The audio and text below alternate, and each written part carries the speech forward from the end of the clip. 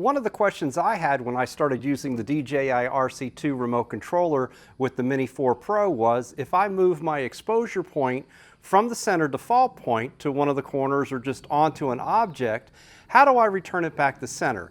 I was used to using the Mavic 3 Pro, and you just double tap the screen and it returns the focus and exposure point right back to the center, just like the default is when you power it up.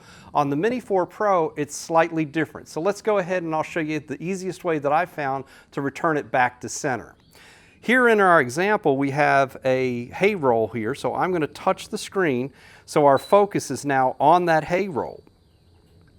Now we've got our shot, we can move around, we can do whatever we want to do. If we were taking a still shot, that would get our exposure and our focus at that point.